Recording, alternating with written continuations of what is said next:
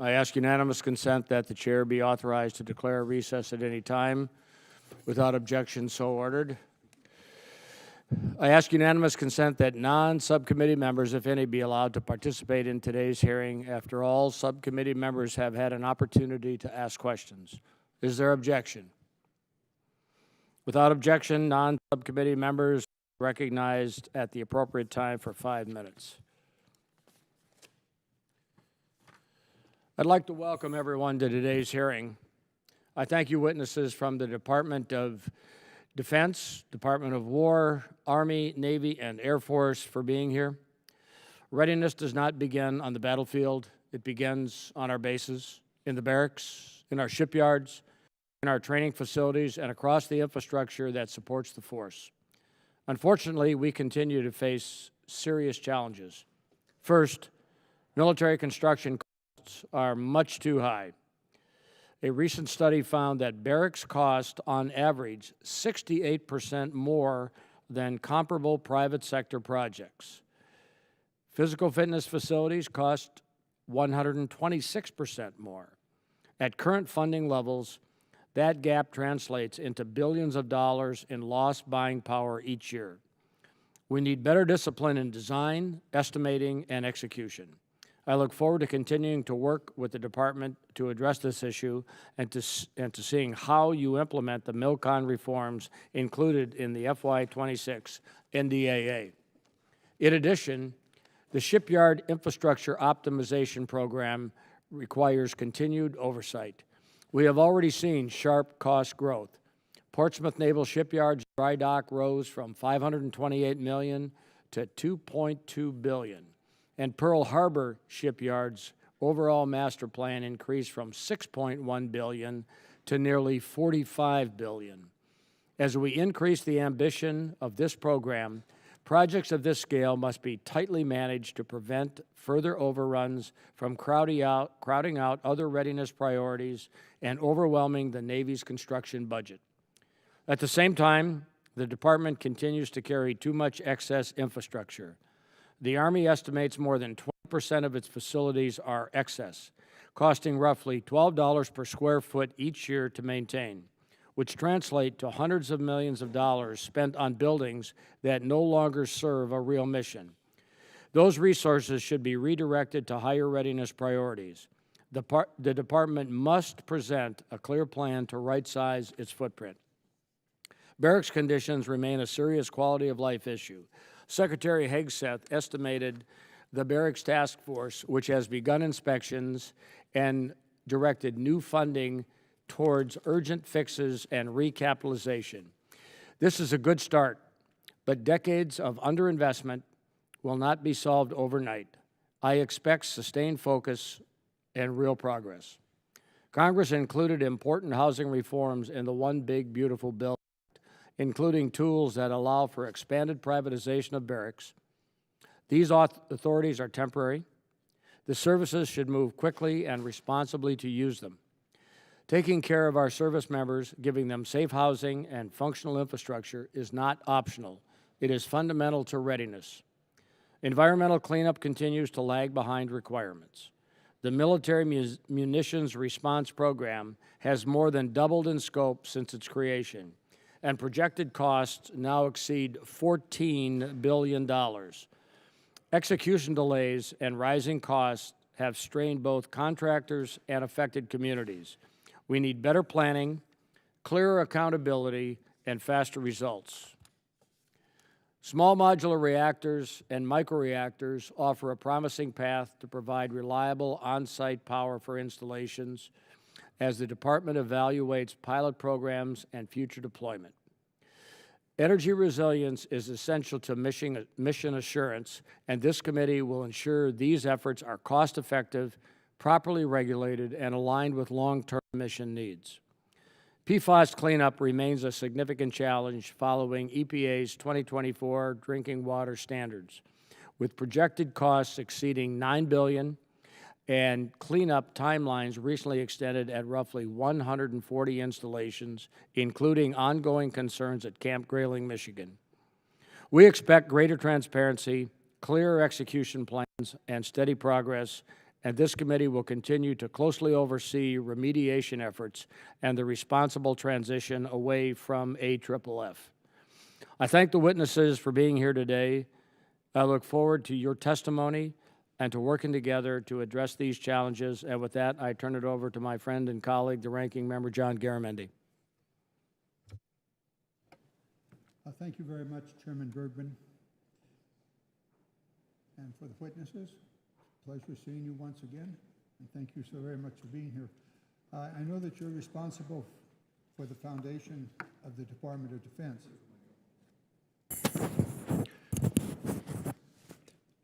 The installations that support operations, housing, and for our service members and their families.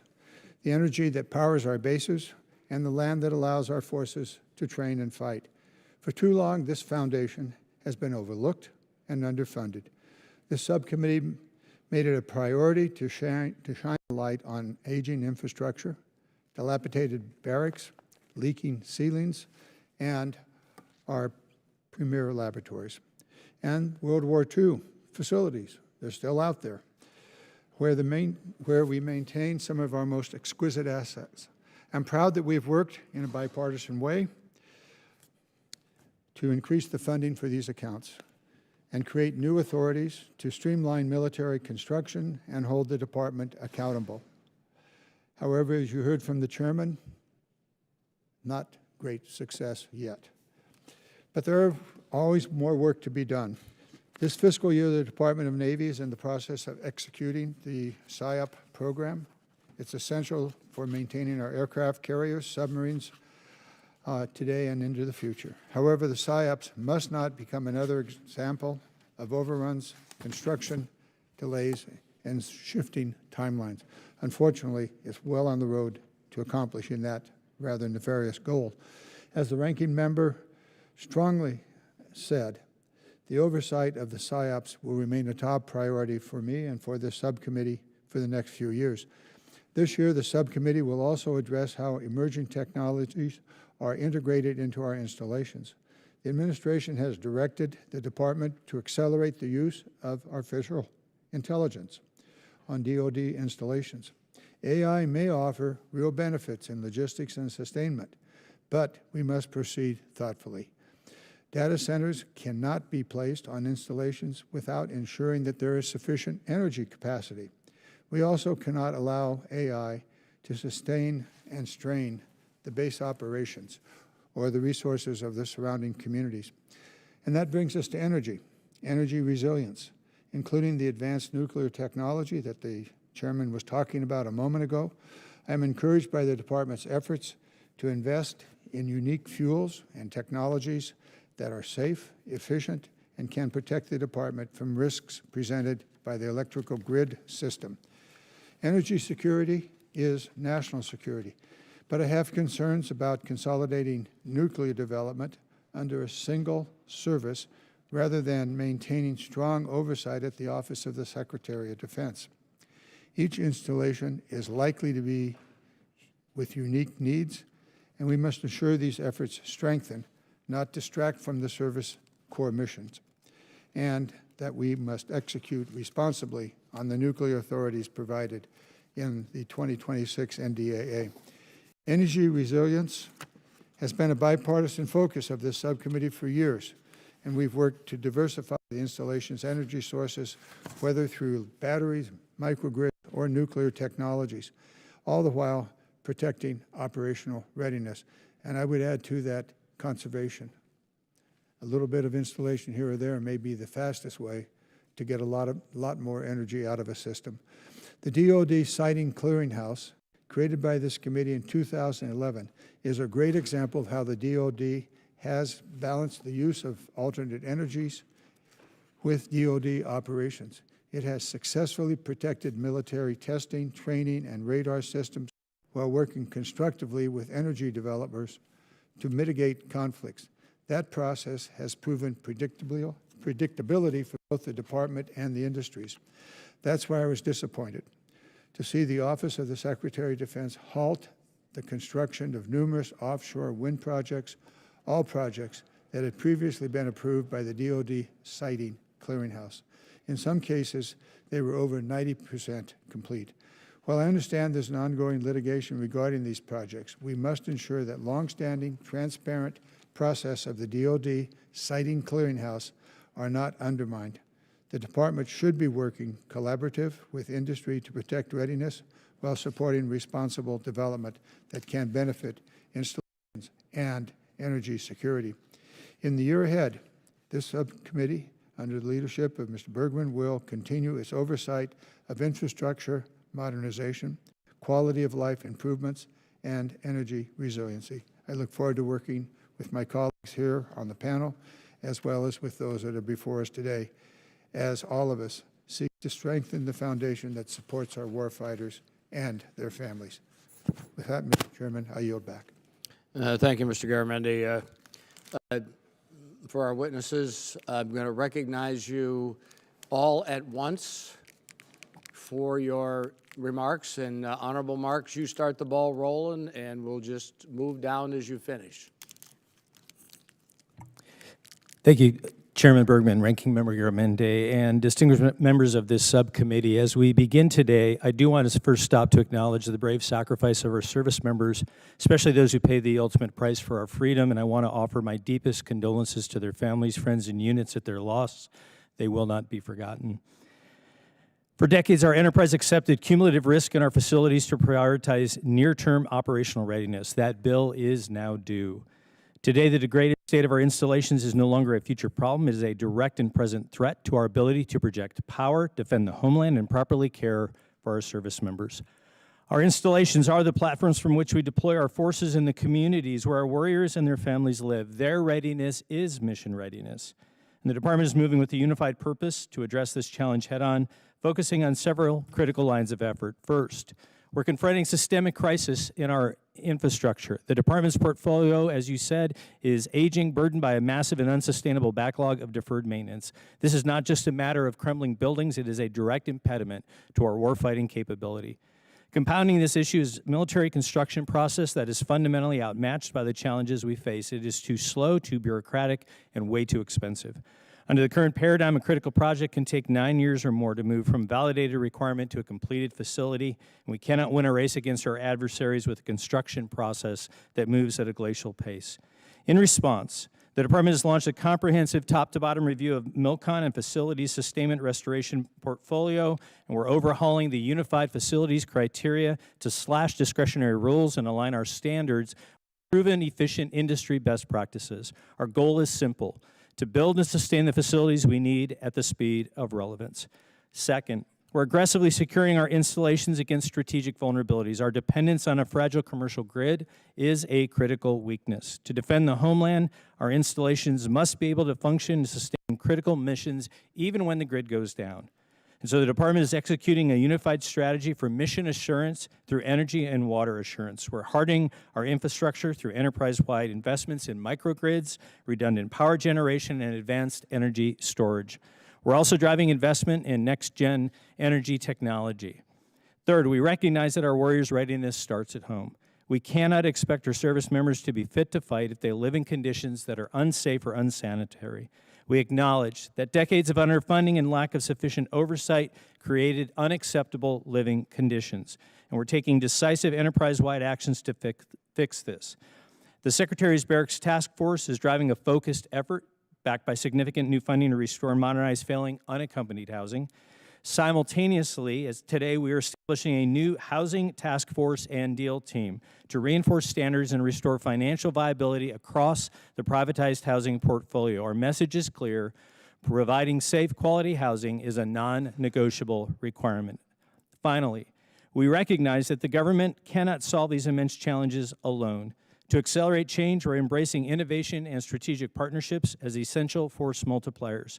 Through the work of the Office of the Local Defense Community Cooperation, we're partnering with local communities to build resilient infrastructures beyond our fence line. Through enhanced use leases, we are unlocking the value of underutilized land to fund critical projects. These partnerships, combined with alternative authorities that can deliver solutions faster and more cost-effectively than traditional methods allow, are vital to extending our resources and achieving our modernization goals. The challenges facing our military infrastructure are significant. but our resolve is stronger. The Department of War is committed to rebuilding our foundation, securing our energy future, honoring our commitment to our people, and innovating for the challenges ahead. Thank you, and I look forward to your questions.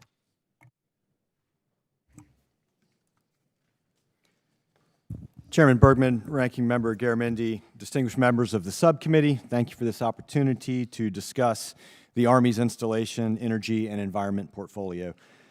Our installations are the bedrock of the Army's warfighting platform. From our installations, our warfighters train and deploy to fight and win our nation's wars. Critical to their success is having resilient and reliable energy and water.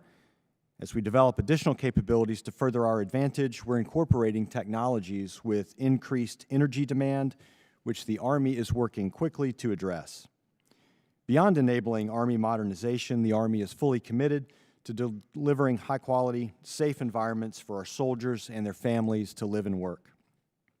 We appreciate the committee's ongoing attention to critical infrastructure issues on our installations, and we look forward to continuing to work together to deliver on President Trump and Secretary Hegseth's commitment to achieve peace through strength. Critical to our soldiers' readiness is having sufficient facilities at which to live, work, and train. One of these critical training ranges is Pakaloa Training Area in Hawaii.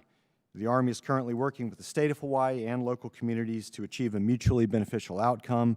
We look forward to working with this committee to include the necessary language in this year's NDAA.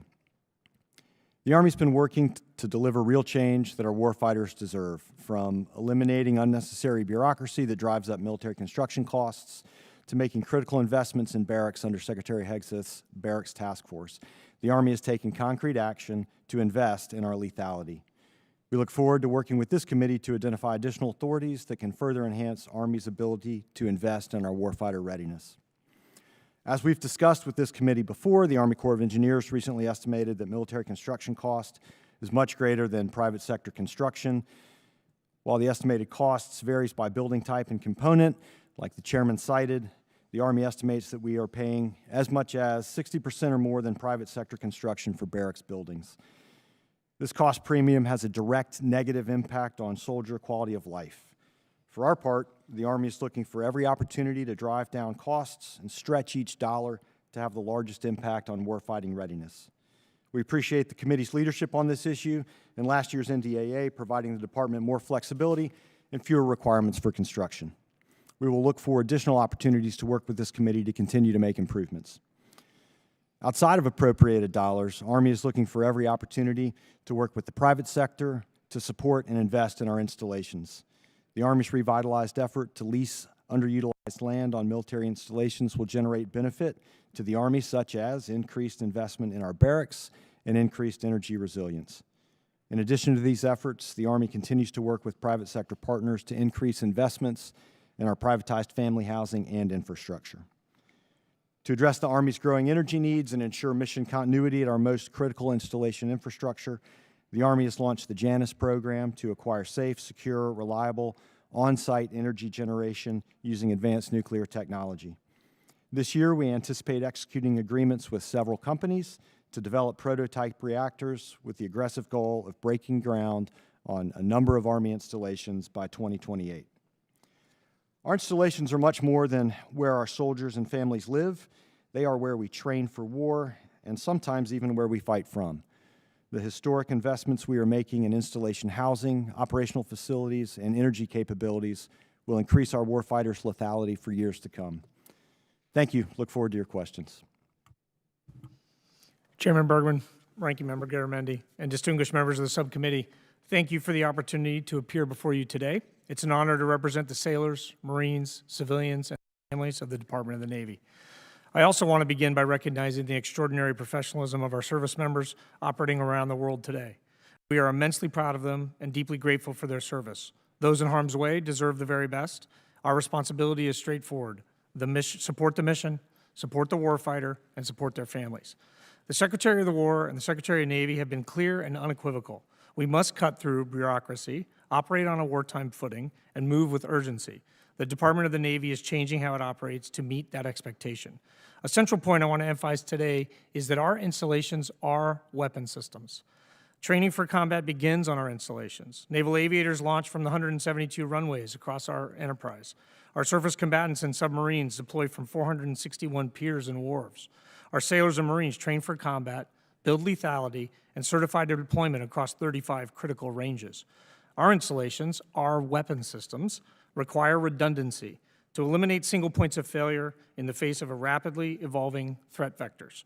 Without sustained investment in infrastructure, we shrink the warfighter's decision space in a contested environment. The infrastructure structure challenge is real. We will not milk-on our way out of this problem. We appreciate the additional flexibility that Congress has provided, and we intend to pursue new commercial-facing solutions. We have a fiduciary responsibility to the American taxpayer to find more efficient pathways. At the center of all of these efforts are our people. Our most important responsibility is ensuring our unaccompanied sailors and Marines and those with families have clean, safe, and comfortable places to live and thrive. I appreciate the strong focus across the Department and Congress on improving the quality of our barracks, and we will continue to invest there. In privatized housing, the Department of the Navy has 6 partners across 15 partnerships managing over 61,000 homes. Under the leadership of OSW, we will fix troubled privatized housing contracts, honor our commitment to those families, and drive long-term accountability. Looking ahead, several initiatives are critical to our future. The Shipyard Infrastructure Optimization Program, or SIOP, represents a generational investment in our 4 public shipyards, and it is foundational to restoring capacity and efficiency in our nuclear fleet maintenance. Our energy and water demands are also growing rapidly. Today's installations require more of both. To reliably deliver power, we need to recapitalize our electrical grid. To have redundant power generation, we need to optimize to a full portfolio of firm 24/7 power options. We're also driving investment in next-generation energy technology, as mentioned before, including advanced nuclear, that will strengthen installation resilience and benefit our surrounding communities. The unique communities around our installations are important. The Department of the Navy operates 95 installations around the globe. Our sailors, Marines, and families live and work in these communities, and our mission readiness depends on those enduring partnerships. So let me close where I began. Operating on a wartime footing means unleashing the creativity and urgency of our people, uniformed, civilian, public, private, with a relentless focus on outcomes. The Department of the Navy's combat power originates from our installations around the world. These installations are weapon systems, and we must treat them as such. Our sailors and Marines trust us to get this right. Thank you for your continued support, and I look forward to your questions.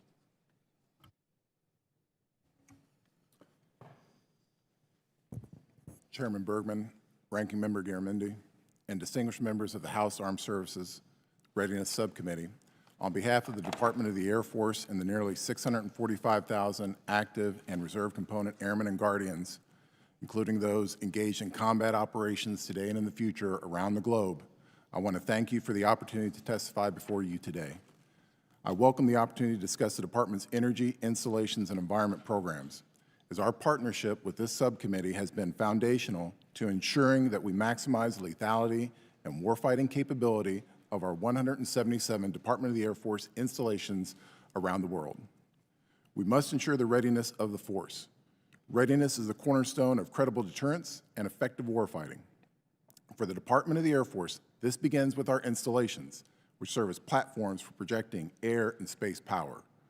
We must modernize and sustain physical infrastructure and energy systems that enable missions, deliver increased capability through strategic operational energy use, and ensure the well-being of our airmen and guardians who execute the mission, the families that support them, and make a commitment to the readiness that is essential for the health and safety of our communities and surrounding environments, both on and off the installation. We are aggressively addressing the challenges of PFAS by continuing to investigate, mitigate, and remediate on and off installation impacts from PFAS releases from Department of the Air Force activities. Second, we must align infrastructure with strategy. This means deliberately posturing the right capabilities in the right locations, co-locating where mission integration demands it, and dispersing where survivability, operational flexibility, and geographic reach require it. The Department of the Air Force is committed to executing the strategic basing process in a manner that is sustainable, repeatable, deliberate, and most importantly, transparent. Simultaneously, we must be willing to demolish excess or obsolete infrastructure that no longer supports the needs of the world's greatest air and space force. The Department of the Air Force is increasing our demolition investments to remove obsolete facilities and exploring innovative and collaborative ventures with our communities through strategic real estate opportunities for the mutual benefit of both the community and the Department of the Air Force. Third, we must fundamentally transform how we deliver infrastructure to match the speed and adaptability required in today's strategic environment. Traditional military construction processes are too slow, too rigid, and too costly to support the dynamic demands of modern conflict and rapid force posture adjustments. To close this gap, we will aggressively leverage the use of recently expanded congressional authorities for non-traditional delivery models that enable us to align with the industry-proven best practices and compress timelines, reduce costs, and accelerate capability to the field. Additionally, in accordance with the President's nuclear energy agenda, we are leading the Department of War in the development and deployment of advanced nuclear energy. At Eielson Air Force Base, we are pioneering the first commercial application of a microreactor on Department of War property.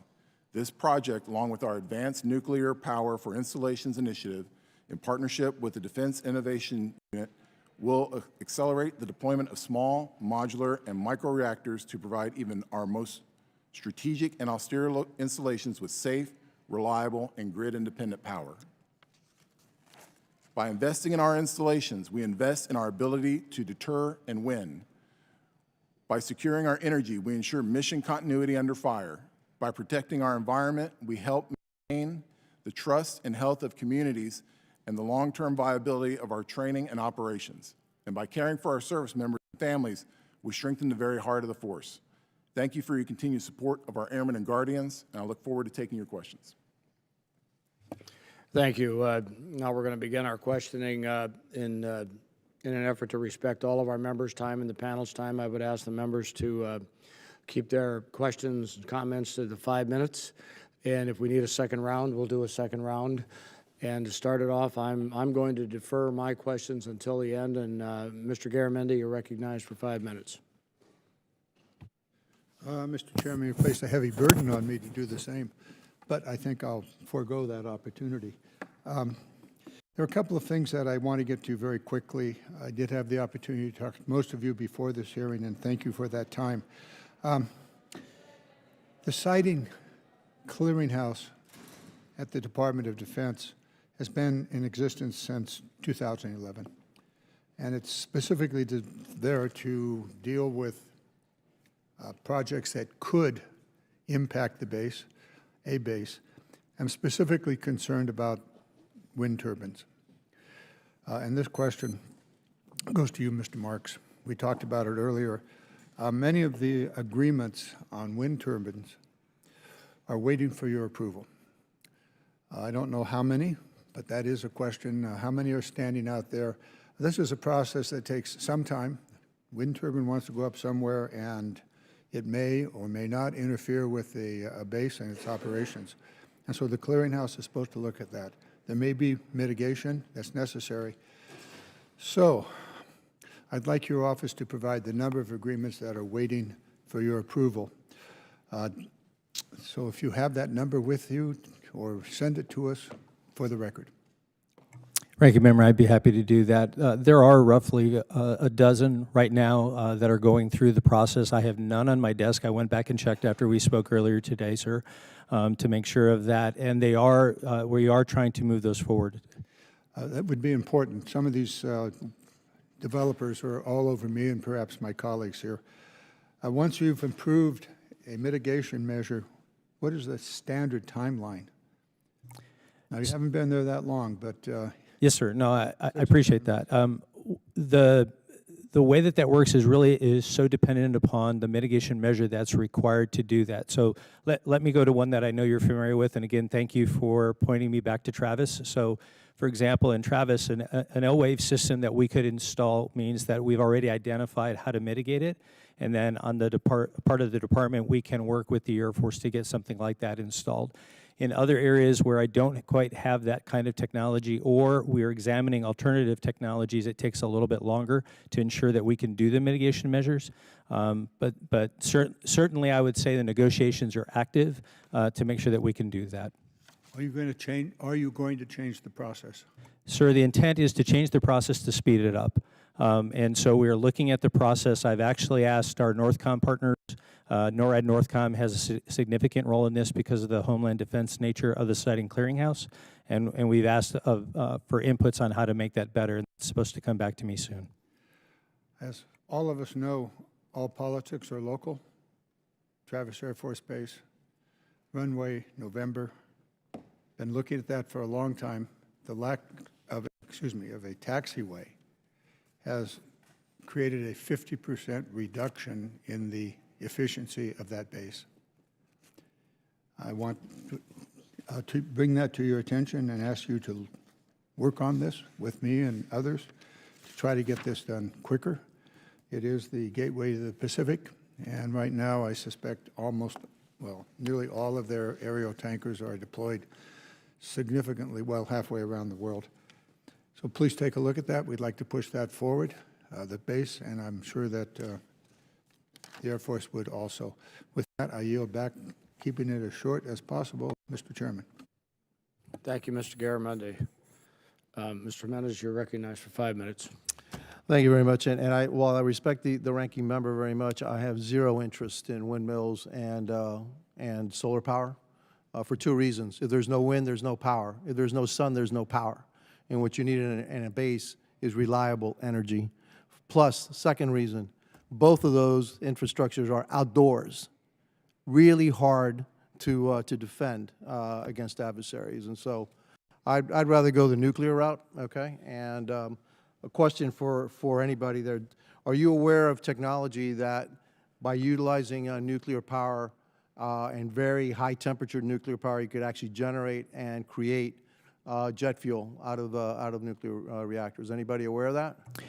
Sir, I will speak at least, and I'll defer to my partners, but we just came from 2 weeks ago working with Valor Atomic. We were part of the delivering of the reactor from California to Hill Air Force Base, and as part of that, we did have a conversation about that possibility. Yes, sir.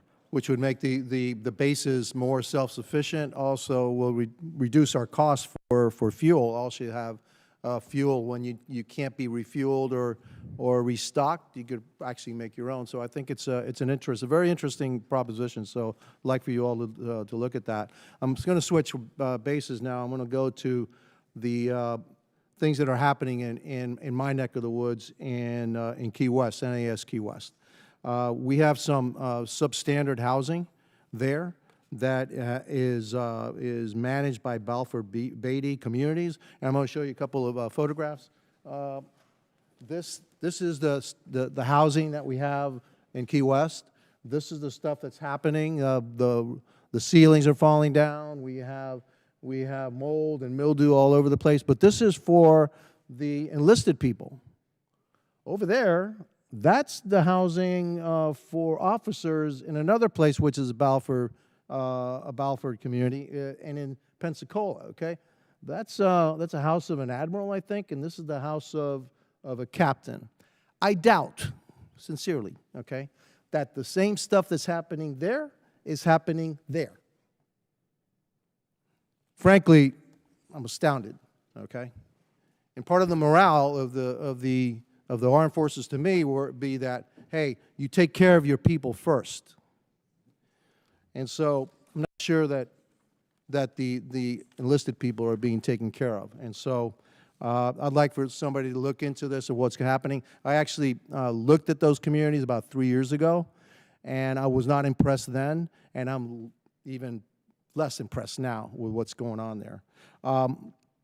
What is preventing the Navy from developing the 18 acres at Sigbee in partnership with the City of Key West for additional housing, not only for our servicemen and women, but for housing, much-needed housing that is needed in the Keys?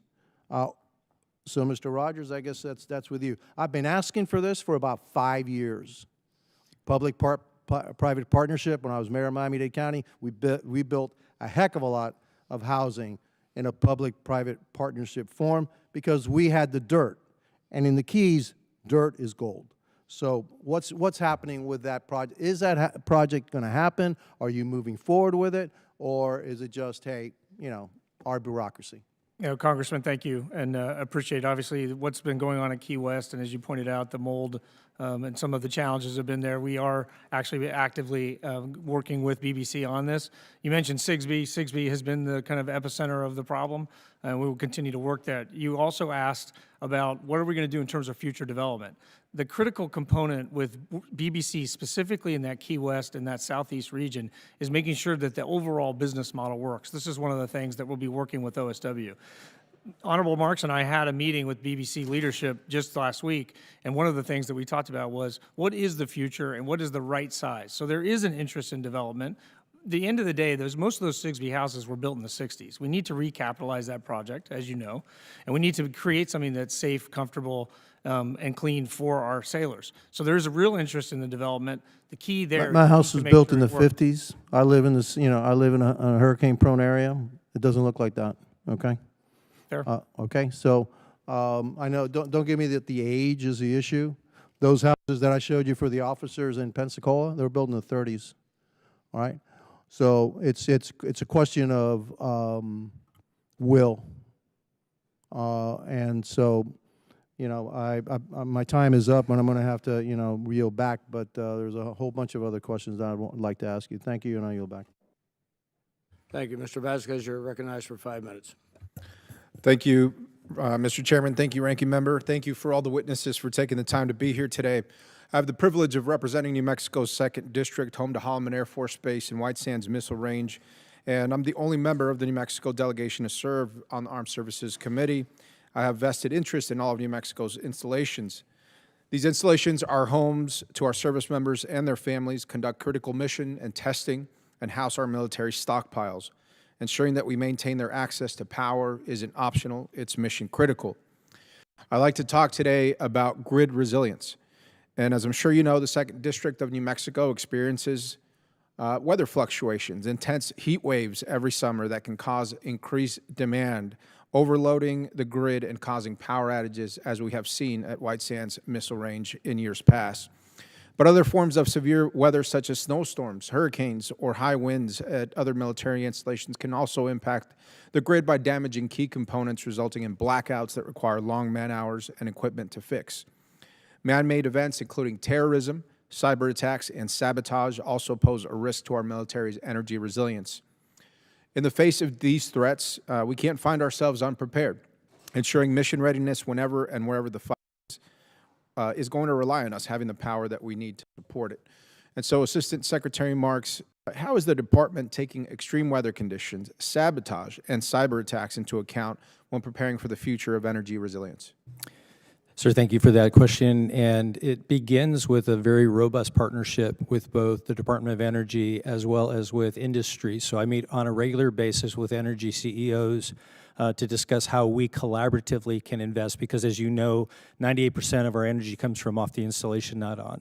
So first and foremost is it's a shared concern, and one in which we're working together to identify critical vulnerabilities across the entire grid system and how collaboratively we can get after that together. That is an ongoing process that we're working on about every couple of weeks. We meet together to make sure that we're chasing that. Part two of that, from a department perspective, is the investment in alternative energy sources across the board. We're an all-in, all technologies, whatever it takes to make sure right energy, right place. New Mexico, as you mentioned, has some very unique opportunities there that we can use that, again, don't relate to other parts of the country. So we want to make sure that we tailor that and then work with the power provider to ensure that we're getting after those things. Lastly, is investments in energy storage. What I like to remind people is absent energy storage, if I put in a grid, I put in a system, but there's no backup power, there's no energy storage system, then we're just dead in the water again. So the use of Black Start exercises, backup systems is what helps us. Thank you, Assistant Secretary, and I'm glad that you mentioned your approach to the all of the above energy resiliency strategy, because we know energy security is national security, especially on our installations. And I'm glad that you mentioned that 98% of the power generation on military installations comes from the private sector. Mr. Secretary, Assistant Secretary, have you received any pushback from department leadership to plan, procure, or build closed-loop energy sources that include renewable energy like solar and wind? We have all things, again, on the table right now, and we are working, again, I think the difference at this point is it's not an across the board, but it is, no kidding, one in which we work with the installations and their energy plans to ensure we're getting after what makes the most sense in that community. Thank you, Assistant Secretary. And just for the record, there hasn't been any official directives issued or any of the other type of guidance issued related to renewable energy installations at our military bases as a degraded option or perhaps a non-option. We have not issued, nor have I been given anything that would restrict us from taking the best opportunity to help our installations be energy resilient. Thank you, Assistant Secretary. And to your point about things like battery storage, we know that modern battery storage technology keeps getting better and better, hopefully more affordable as well. And that technology could impact the overall reliability of things like closed grid solar systems. What is your progress in identifying that technology, installing that technology, and having that storage on hand? So certainly we're working with my colleagues to my left in each of the services as they look at what is the opportunity. Part of the challenge, sir, simply put, is I also look at critical minerals at the same time. And so alternative battery storage is also a thing. So everything from rocks that store power, salt that stores power, other ways that store power. So all alternative technologies that help us clean up the power but have it readily available for our mission needs. Thank you, Assistant Secretary. I appreciate that. And I just want to mention as well that because we're no longer investing in renewable energy infrastructure transmission through the use of subsidies as we have in years past, I do fear that that technology will be less widely used for more energy resiliency on our military installations, and I'm very worried about that. With that, my time is up. I yield back. Thank you, Mr. Chairman. Thank you, Mr. Moylan. You're recognized for 5 minutes. Thank you, Mr. Chairman. I've been hearing longstanding issues from all of you regarding our request for energy. And the answer for Guam, and this is a great concern for Guam as well, is the investments into the Guam Power Authority managed grid. Guam Power Authority takes care of all of the transmission on the island, to include all our military bases right now, but most of the grid is leased from the War Department. And as the War Department increases requirements placed on Guam Power Authority, the support has not been matched by the Department of War. So that's a critical concern for us. And in addition to that, the power, we also have a top concern of housing. Increased housing off-base threatens our local market. And the Joint Regional Marianas is working with our business community to find more off-base housing. But this plan off-base must be met with, supplemented with new construction. And we have the MHPI, private partnership, or housing military constructions are all options, but the department cannot rely entirely on existing housing to meet these needs. And another concern we have for Guam is something new, and some massive quantities of Deldrin found in our Guam's drinking water, and we'll be relying upon the War Department's full cooperation to identify the source of this contamination. So, Secretary Borders, thanks for visiting the other day. Appreciate you coming into my office. I know we touched on the topics regarding our resilient power transmission, especially to Anderson Air Force Base, and how critical it is to close the northern loop with underground transmission. And I commend the Guam Power Authority for ensuring that Anderson Air Force never lost power during Typhoon Mawar, despite only having one leg of the northern loop underground. But I'd like to know from you, sir, what efforts do you plan to undertake to work with Guam Power Authority and Department of Navy to further support underground transmission lines in the north of Guam?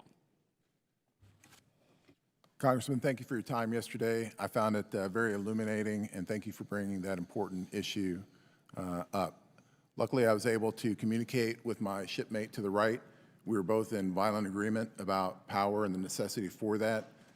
As we move forward, I think getting eyes on, getting out there and taking a look, and something that I'd like to bring is kind of replicating a system or a template that we had at AFSOC, to where we step through this hand in hand with our community partners and grid owners. So thank you for allowing me to talk about that.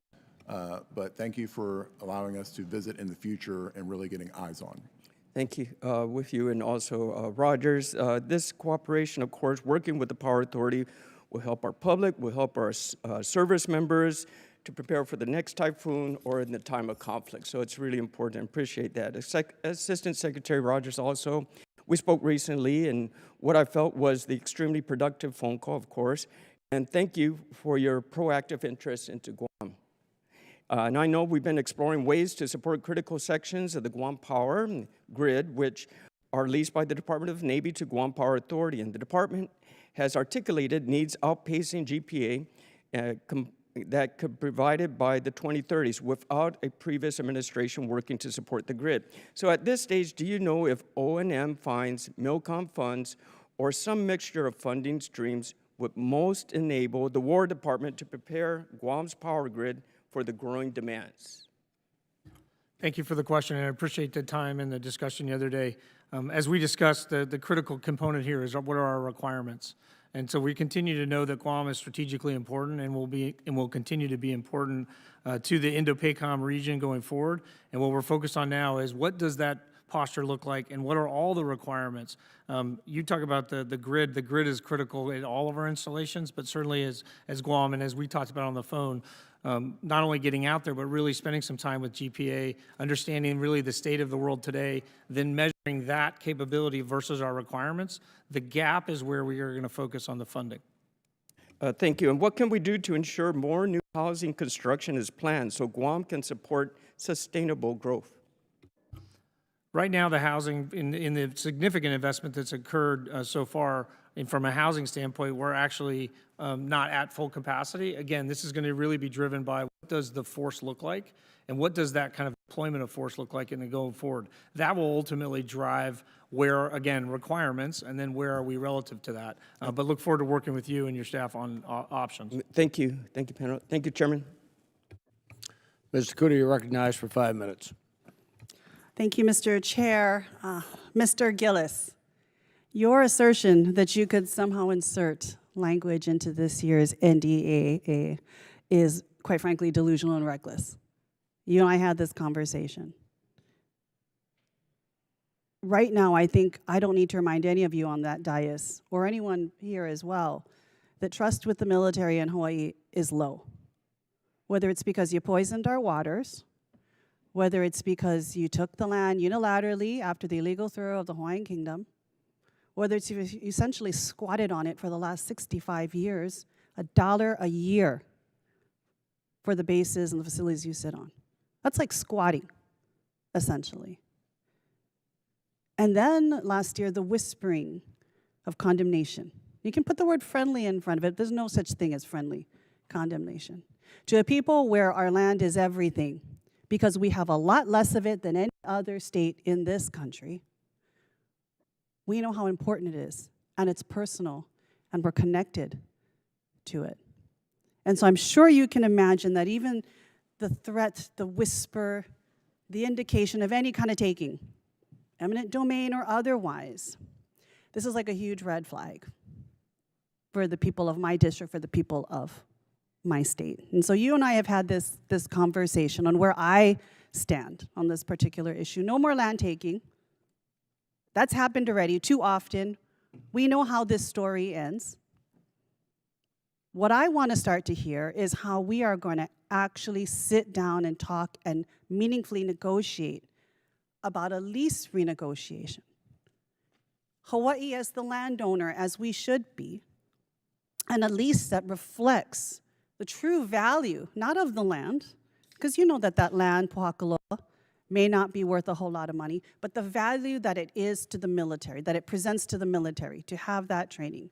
And not only that, but a lease that reflects the level of activity and sensitivity that should be required to be literally our neighbors and in our backyard. To do all that, by the way, requires significant community and public engagement. To date, I have seen zero of that. I have people asking me, when are they going to come to us and talk to us about real proposals? if we are going to be serious about moving forward as we hit the ending of those leases in 2029 to 2031, then I want to know that you are going to abandon this talk of condemnation and commit yourself to actually, in good faith, renegotiating the terms of the lease. Will you commit to that? Congresswoman, first of all, I am grateful for your continued engagement and the transparent dialogue that we've had on this issue. Pakaloa is extremely important to the Army. We are Pakaloa is extremely important to Hawaii as well. Understood, and we are willing to explore all options that are on the table to allow us to have continued access to that training land. Be clear with me, because this is a big fear and a justifiable fear and anger that my constituents have. Commit to taking that condemnation completely off the table. You can't negotiate in good faith about terms for a lease renegotiation if you've always got that dangling over people's head. Will you commit that you'll take it off the table and we can just talk about lease terms? Like, for example, we talked about the length of years. Senator Noy himself, when this first came about, suggested 25. 65 is way too long. Can we talk about those things? Can we talk about reduced activity? Can we talk about real compensation, not squatting for $1 a year on our land? Will you commit to that? That's what I want to hear, and that's what my constituents want to hear too. We'll commit to having those conversations. Commit to taking condemnations off so we can have a real dialogue. Whenever you have a threat, hold a knife literally above someone's head, that's not negotiating good faith. Nope, don't intend for that to be a threat, Congresswoman. Want to leave all options on the table. However, I can assure you that all our negotiations have been in good faith. And with respect to community engagement, I'm heading out to Hawaii on the 23rd of March to do that myself in person. I have not seen yet any advertisements to the public that you're going to be out there on the 23rd. Again, this is not about meeting with select people in a room or advisory group that's formed by the governor. It's getting out to real people who have real opinions, real thoughts, real connection to the INA. I would like to see that kind of engagement happen. And again, I'm going to hold you. We are taking that condemnation off the table. We'll talk about lease renegotiations. I will commit to continuing to engage. Thank you, Congresswoman. Mr. Higgins, you're recognized for 5 minutes. Thank you, Mr. Chairman. Gentlemen, thank you for being here. I'd like to echo the sentiments that were shared by my colleague from Florida, Representative Jimenez, regarding nuclear power. Assistant Secretary Marks, the nuclear power capacity of small modular nuclear reactors seems to Americans that take a look at it is clearly the answer. I don't know if anybody on the panel or in the audience or even up here is 71 years old, but it was 71 years ago. Is the chairman 71? I'm not sure. I'll be 65 in a few months, so I'm not trying to hurt anybody's feelings, but it was 71 years ago we floated the first nuclear-powered vessel. We're talking about 3/4 of a century old technology, and here we are 71 years later wondering how to power our bases. Like, America doesn't understand why we're not moving forward. We built 219 nuclear-powered vessels for the United States military. We have 6,200 reactor years of incident-free operation. I think when we discuss reliable, off-the-grid, independent, permanent energy for our military bases, we have to, at the Department of War, we have to be focused on small modular nuclear reactors. So, but I digress, because like everyone else up here, I want what I want for my state. So, Undersecretary Gillis, Assistant Secretary Gillis, Fort Polk, and the JRTC, the Joint Readiness Training Center, are critical to Army readiness. Do you concur? I do. Absolutely.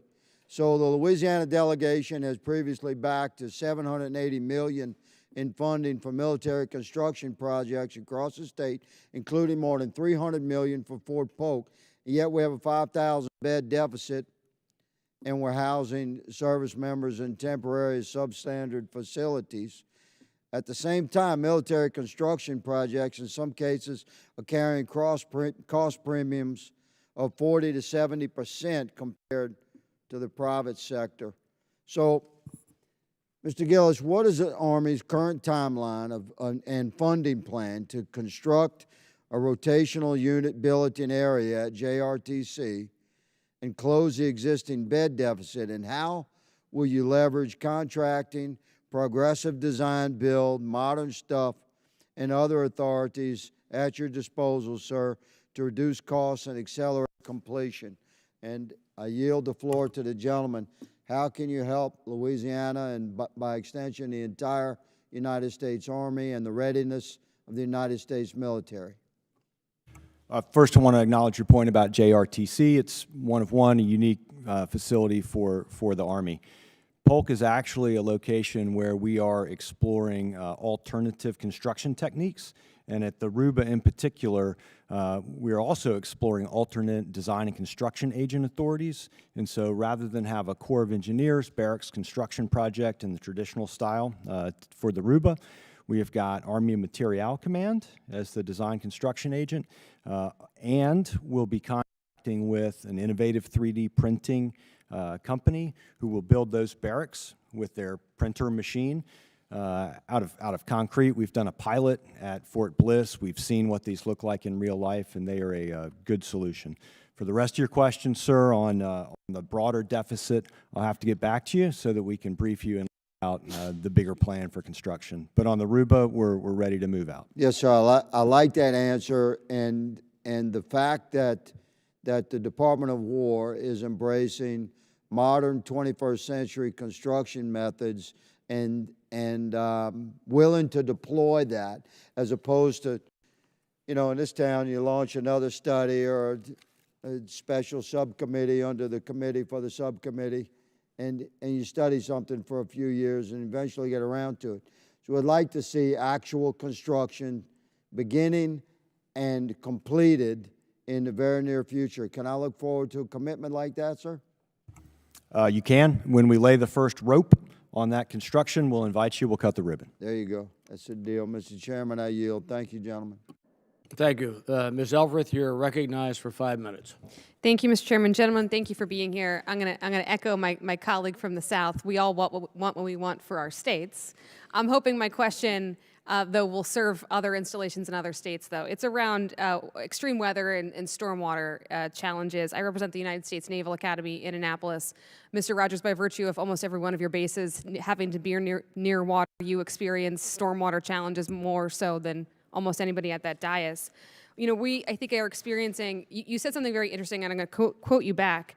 We cannot milk on our way out of this problem. And that really resonated with me, because right now, as we're addressing some of these very severe and very expensive tens of millions of dollars of stormwater projects that are only going to get worse as seas rise, we're struggling right now because it's competing with MilCon and O&M accounts and pushing back some other critical infrastructure projects on base.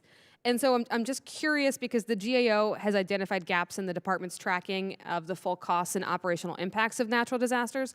I'm curious, is there a different way we can look at this? Yes, private-public partnerships are going to be a part of this, but I think also the way that we're budgeting isn't necessarily keeping up with the new threats. So has the department formally evaluated establishing a dedicated line of funding specifically for stormwater management and flood mitigation to proactively reduce long-term recovery costs and strengthen installation resilience? Thank you very much for the question. And as you talk about the funding aspect of this is absolutely critical. So it has not been done historically in the past. And so what has occurred is we have budgets. We've spent a lot of time staffing them. We have great plans and we want to execute. And then Mother Nature does what Mother Nature does. And that then impacts those budgets, because funding goes away. So I certainly would be excited to work on something like that, because what we could do is come up with a kind of contingency fund, but it needs to be informed by a couple things. What does the data say in terms of what has actually impacted us, and what do we think that the resiliency plan will look like? Because we need to have a sense of when things happen, how do we react? We tend to historically wait for the event, right, and then react. And so I would certainly look forward to working with yourself and others on how can we better set aside in the funding contingency dollars that if hopefully nothing happens, that's great. But if something does happen, that they're available so that we can actually move fast. I appreciate that. I look forward to working with you and Mr. Marks on that because I think it's a department-wide issue. I'm going to move on to Army, Mr. Gillis. There are certain Army installations, you're probably going to guess which I'm talking about by my question, that host combatant commands with responsibilities central to Homeland Defense under the National Defense Strategy. And these missions operate continuously and they don't always have to do with a surge when there's a crisis. At the same time, many of these installations face significant aging infrastructure that are stressing housing, working conditions, even roads. MILCON investments must be prioritized across the force under balanced portfolio approach. But I'm just curious if you have any thoughts here. How is the department prioritizing MILCON investments at installations whose operational responsibilities are foundational to daily homeland defense? Thank you for the question, and apologies that I missed you at Fort Meade. I was there just a few weeks before you looking at housing. But agree, when we prioritize MILCON or FSRM construction, we do look at critical missions, prioritize those first, even if it's a mission that belongs to a tenant unit. Sometimes those missions are harder to get recognized, but we do work very hard to be sure that we do. And I don't want to sound ungrateful. We've made a tremendous investment on the NSA side, but the garrison side has surged in terms of population and stressors. And I think we can do a better job collectively at prioritizing some of those quality of life opportunities here. So I look forward, again, Mr. Marks, thank you for shaking your head. I look forward to working with you on Fort Meade issues. Lastly, Mr. Marks, you mentioned the 90% of energy coming from off installation. That is obviously a huge risk for many reasons. Can you choose your own adventure for me? A year from now, when you're sitting in front of the subcommittee, Mr. Chair, thank you for having this. Where would you like that number to be? And before you leave the Department of Defense, where would you like that number to be and how? So I'm not sure that I want to completely track to a number, because here's why. As I talk to energy CEOs, the co-investment and the nature of what that demand would be and the amount of money that it would take for us to take it over completely is astronomical. And quite frankly, if I were to chase that, I think it would slow us down and hurt readiness. I think the alternative is, can I prove to you that we have, through whether it's Black Sword exercises or other ways, that we've actually advanced the cause where my installations can stand on their own, that they have the redundancy and the resiliency that they should have to make sure they complete the mission. But beyond that, it has to be within the community. And what I use by that is simply this: 70% of our service members roughly live outside the fence line. If that's true, and it is, so then I need to make sure that just because I can keep power on inside a fence line, but if my service members can't get to the installation to do their mission, then we've still failed. So that's why the approach we're trying to take is as collaborative and a co-investment strategy where we look at the most critical infrastructure that we can with our energy partners and then make those strategic investments together to get the most that we possibly can. I'm excited to work with you on this. Thank you, Mr. Chair. I yield. Mr. Schmidt, you're recognized for 5 minutes. Thank you, Mr. Chairman, and I want to thank our witnesses for being here. No rest for the weary, Mr. Gillis. I have a couple of questions for you as well, and I want to thank you for the information. I represent Fort Riley, Kansas, obviously home to the 1st Infantry Division and one of America's great heavy combat divisions. The middle of the country, which is actually a tremendous advantage geographically for us, because we can get to a boat on the Pacific coast, we can get to a boat on the Atlantic coast or on the Gulf Coast in about the same amount of time. Tremendous flexibility for moving very heavy equipment and soldiers.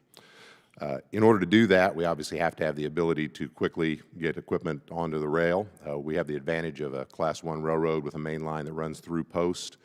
I recall I was out here in the 90s, and I recall this same debate discussion, and it resulted in the construction of a terrific railhead facility that allows us to get equipment onto train very fast. It's actually named the Dole railhead, and you can imagine why that might be, and Senator Dole got that job done. On our watch now, the next matter that's very important, we don't have, I call it in civilian terms, it's a paved parking lot with lights. There's, of course, a military, it's a DERF or a DRRF or whatever you want to call it. But, you bring all the heavy tracked vehicles down the tank tracks, you get them right in the area where you're going to stage them before you put them on the railhead. And right now it's dirt or gravel, and it's dark if you do it at night. And if you rain, it's muddy. and it's somewhat dangerous for soldiers, and it can limit whether you can do 24 hours worth of loading promptly, depending on the weather. And even if you get everything down there and you get it on the rail quickly, sometimes it's just very muddy. And in fact, the commanding general was telling me recently that one of the recent times they deployed armor to Europe, I think they wound up paying $7 million in penalties to the shippers, both the rail and the boats, and I think maybe to the Europeans when they got there, because they had Kansas mud on the tracks, even though everything was clean when they put it on the tank trail to get it down there. So getting that DERF done matters a lot, not only for convenience but for cost, and not only for convenience and cost but for safety, and not only for those things but for our ability to quickly get those units where they are. So it's my understanding that that project is in the pipeline. It's currently under design. I would love to get it done as quickly as we can. What can you tell us about where that stands, and is there any chance we can get it in the President's budget for the 27 submission? Well, first, Fort Riley, historic installation, storied unit, great soldiers. And having been a young officer in an armored brigade combat team and loaded trains and unloaded trains more times than I like to remember, understand the importance of a workable, usable, efficient railhead. Specific to your question, I don't know where that project is at the moment, but I will take that, and based on you bringing that to my attention, I'll pull the thread. We'll come back to you with an answer on where it is and where it stands. Thank you. And obviously anything we can do to help hit the accelerator, we would like to do that within the bounds of what's proper. We'd like to get it done. Second and related question, related in the sense it's also a Fort Riley issue. I had a discussion out there recently with some folks in the area, in the region, talking about the deployment of nuclear generation on America's military posts around the country. There was some interest in whether Riley might be in line for that type of consideration, and some discussion that they'd talked with folks, I think in your shop, and Mr. Irwin, if I'm not mistaken, and had they at least interpreted the conversation to suggest we might be, relatively close to the top of the list where this might happen. What can you tell me about where that all stands, particularly as to Fort Riley? We're a little bit in the middle of source selection in our Janus program, talking to companies that submitted proposals. But I can tell you that the process is, once we have narrowed down the companies that we want to do business with, we will match them up with installations where it makes sense and where we have willing utility partners, willing states, and then we'll have our list of companies and installations. And so more to follow, and we can brief you on that as the project progresses. Thank you. I'd be grateful for being kept posted, and if we can be helpful in those discussions, we're happy to do it. Thank you very much, Mr. Chairman. I yield back. Mr. Tran, you're recognized for 5 minutes. Thank you, Chairman. Thank you, Ranking Member, for today's hearing, all the witnesses. Appreciate you all being here. My district is home to Joint Forces Training Base Los Alamitos as the primary base for the California Army National Guard. Los Alamitos is a critical strategic asset for both the U.S. military and for Southern California. As the only military airfield in Los Angeles and Orange County, Los Al serves as a critical staging ground during disasters and was a lifeline for Californians during the LA fires last year. The base supports hundreds of jobs in my community and provides essential training for our service members year-round. On 2 separate occasions in the last several months, I was disappointed to learn that because of the Army Transformation Initiative, the Army has deactivated aircraft and units at Los Al and plans to deactivate even more. In both instances, my office and this committee were not appropriately notified of the Army's intention to make these changes as required by law. Secretary Gillis, can you speak to the Army's decision-making process when choosing bases to move personnel and assets from, and what requirements, as you understand, to notify Congress about these moves? I can take that to my colleagues that work those decisions and get back to you. That is not typically an installations, energy, and environment decision. But with respect to Joint Forces Training Base Los Alamitos, that was an energy project that came to fruition when I was last in this seat, involving solar and battery storage. That was an important resilience project in the Guard infrastructure. Yeah, I would appreciate that very much if you can get your colleagues to get back to me on that. As a former enlisted service member, I know that one of the chief complaints among our soldiers is the quality of the barracks and dormitories, as heard by my colleague, Mr. Jimenez. particularly for our junior enlisted service members who can't move off base. They are dealing with leaks, mold, pests, and plumbing issues that can take weeks or months to be repaired. There is no doubt that this has had a negative impact on our soldiers. Can one of you address what data does the department use to assess these impacts of the barracks conditions on retention, morale, and force readiness? So let me start, and then I'll pass to my colleagues. But broadly, this was exactly what got our attention and why we launched the Barracks Task Force. So wall-to-wall inspections by all of my partners to my left. That data then goes into a service database where we understand by the services what we're dealing with, the types of problems. That includes a 24-hour, we must have service work done. Most of that is through QR codes or other methodologies so that we can not only, the soldiers can report it right away or they can just scan, report immediately, but also by the very nature of the fact that we can track that information, and beyond that, that installation commanders are now required to be the ones who sign off on how that works, but I'll let my partners fill in the rest of it in their individual services. I'll just tell you quickly that we have a work order app called ARMA, which is the one that we work all of those requests through. Across the Navy and the Marine Corps did the same thing. We actually went and looked and inspected all of the rooms. We actually then track on a condition index basis what are the rooms. If we have issues, we actually, where we have capacity, we move sailors or Marines out of those rooms and into appropriate ones. In terms of repair, also using the QR codes, having just traveled through several of our both Marine and Navy installations, I go to UH Barracks and I ask them, what's the speed like? One thing I wanted to note on Barracks 2030 that the Commandant of the Marine Corps has been very focused on, we're actually hiring and getting civilian managers to help to speed up this process, and talking to Marines, I know that's had a very positive impact. For the Air and Space Force, we view this as a retention issue. We are looking at a number of different initiatives when it comes to dorms. I've already had several conversations with the Chief Master Sergeant of the Air Force to develop new policy to really allow us to kind of open the aperture on what we can expect and what we should be expecting for our airmen and guardians in the future. Everything's on the table. Really quickly, can any one of you describe what steps your departments are taking to reduce reliance on Chinese manufactured components in the energy storage systems? So well, on behalf of the department, a couple of different things happen. One is through our CFIUS process and our ability to look at those. We look at every single component and we evaluate all of those. So that is through my IBP side. And then we make sure that as those are going forward, those are examined and the database is maintained to report those appropriately. Fantastic. Chairman, my time's up. I yield back. Mr. Sorensen, you're recognized for 5 minutes. Thank you, Chairman. Thank you to the ranking member, and a welcome to all of our witnesses here today. First, I'd like to thank Assistant Secretary Gillis for taking the time to speak with me ahead of this meeting. I'm looking forward to continuing to work with you to support the Rock Island Arsenal, as well as looking forward to expanding on the Janus program. So I hope we can be a part of that. My first question, when we talk about installations, we need to make sure that we're properly protecting the taxpayer's investment. Right now, I don't think that we're doing enough. The hiring freeze is making life difficult, and it's next to impossible to hire emergency service personnel. And this also comes as job slots are being cut.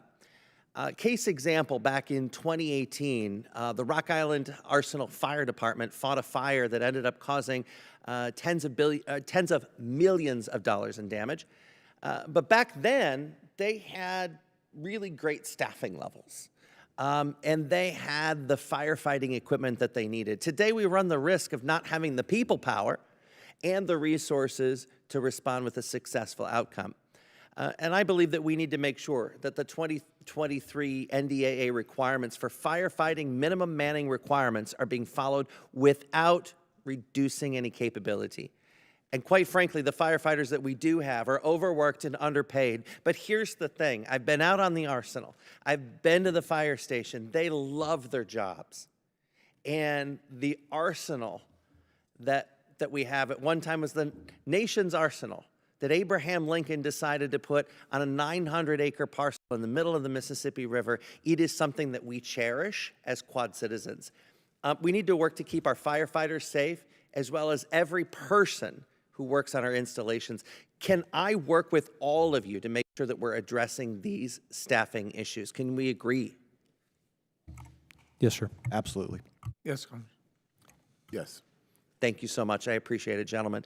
I've been proud to support the pilot program that created a Zillow-type online real estate tool for the United States Army. This has allowed the Army to see which buildings that we have, deciding on where it makes sense for new military construction and some of our installations. For instance, on the historic Rock Island Arsenal, we would be thrilled to welcome new tenants to even some of the historic and the newer buildings that are ready for tenants. This tool's already likely saved the Army millions of dollars by averting the need for new building costs. It's exactly the sort of smart, common sense things that we need to be doing. Assistant Secretary Gillis, could you speak to the importance of this online real estate tool for the Army? Well, primarily, the purpose is a great tool to show us where we have underutilized space and to help us maximize or optimize our footprint, because we have a lot. We mentioned excess space a minute ago. We have a lot of opportunities to consolidate and make better use of the space that we have. Where it's excess to need or underutilized for our requirements, we've got an opportunity to engage in enhanced use leases to obtain something of value for the department and deliver something of value to the communities. Great. Thank you so much. And before I yield back, I'd like to say that, I'm in the House Agriculture Committee, which is the reason why I'm wearing my corn tie, but also the Congresswoman next to me said that she would get up and leave if I said, this could have been a day where we had a colonel in front of me, so I'm not going to say it. Instead, I'll say, Mr. Chairman, I yield back. Was that an attempt at humor? All right. All right. Thank you all for your patience. I got a couple of questions. Mr. Gillis, we had a little meeting in our office a few days ago. I'll get right to the point. The Army proposed a $20 million investment to expand the PFAS barrier at Camp Grayling, Michigan, and that funding is no longer moving forward. I'd like to know exactly who made the decision not to proceed. What specific data supported the decision? And thirdly, will that $20 million still be spent at Camp Grayling on remediation, or has it been redirected? Let's start with that. Well, first, apologies for not having all the facts on Camp Grayling when we met last week. Moreover, we take our responsibilities to communities impacted by PFAS very seriously, and I wanted to acknowledge that I understand that this is about meeting our obligations and achieving results. At Grayling, we have a very good working relationship with the city, with the township, with the state regulator, with the RAB. Look forward to continuing to build that relationship. With respect to the permeable barrier project last summer, we installed a pilot, and we are testing its ability to impact the expansion of the plume. We are expecting that report later this calendar year. In the meantime, we are committed to engage further with your office, with other stakeholders involved with remediation of PFAS at Camp Grayling. I can commit that the Army will continue to work with the RAB, the state regulator. Hold on just a sec. What I thought I heard you say was you installed a barrier.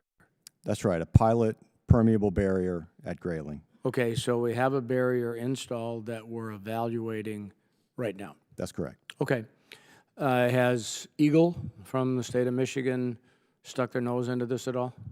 I'm not sure. I can pull the thread and get back to you with an answer on that. When you and I had our meeting, we had the discussion of, PFAS doesn't wait for the perfect barrier, but we, through trial and error, will figure out which barrier will give us the best results.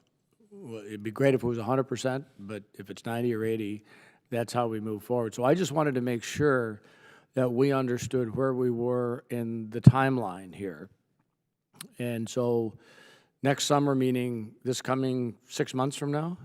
By the end of this calendar year. By the end of this calendar year. So we'll have data on that barrier that has been installed. Okay. And sir, if I could add, based on our last engagement, I commit to visit Grayling in conjunction with the next in-person RAB meeting, which is on May 19th. Okay.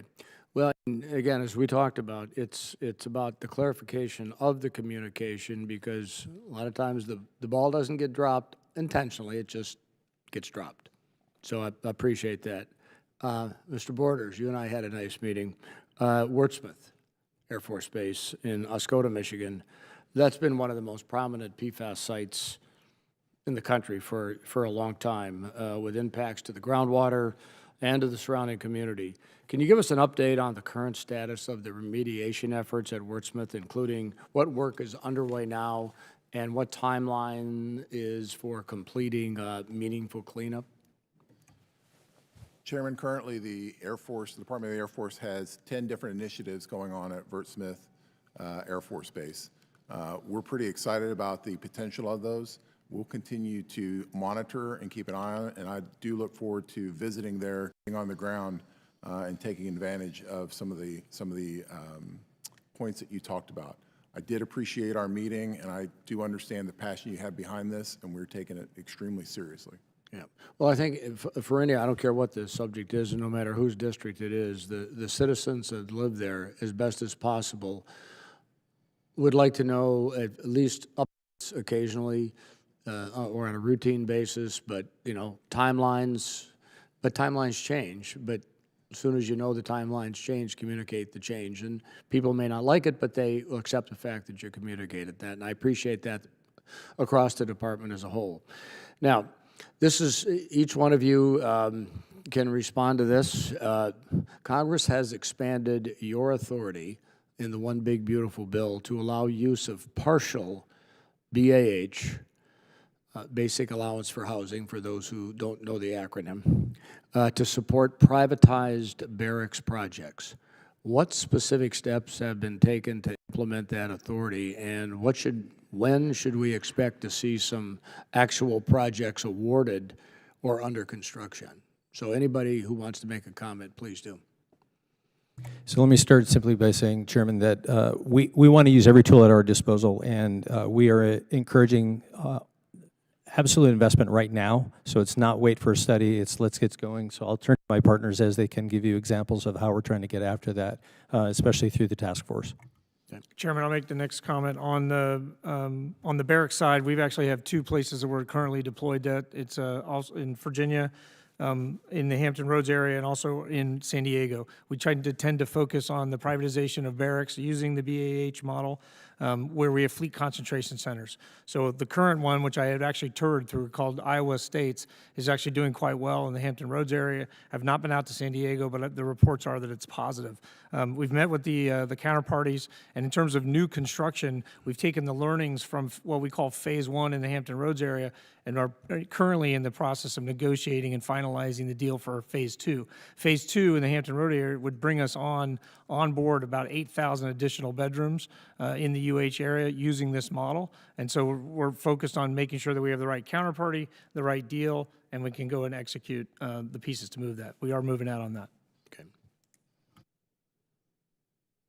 And I'll just add that I've personally toured the Navy facility where they use partial BAH, Hampton Roads, and am thrilled by the results. We're taking a hard look at that, as well as any other authorities that we might be able to use to deliver barracks in a different way. Chairman, thank you for those authorities. Those are monumental and probably the most comprehensive reforms we've seen in decades. What the Air Force is doing is we're aligning our current and future MILCON projects, and we're also trying to make sure that we can have different projects through local developers done through EULs or IGSAs to further make a decision, a smart financial decision. Do we need to keep this MILCON project online, or is this EUL IGSA more than sufficient to meet the needs of our airmen and guardians? Okay. Thank you. Any final comments? Anything from any of the members? Well, we know, as we said early on in the opening comments, in its simplest thing, as we look to care for and make life, quality of life for our service members and their families as high a quality as possible. That's always ongoing, with everything from changes in technology and building to taking care of routine maintenance in a house or an apartment complex or whatever it happens to be. And we also know one of the challenges that we have is that basically roughly almost 60% increase cost to build aboard a military base as it does out on the other side of the fence line, which makes absolutely no sense. So as we continue to work forward here as the committee, we appreciate your updates. Bad news doesn't get better with time. Those of you who have sat in our office know that's how we end every meeting. So please, when you see something, say something, reach out to us so we as a committee here can take appropriate action to support you to make things right. And with that, thank you for what you do for all of our serving military members and our families, and this hearing is adjourned.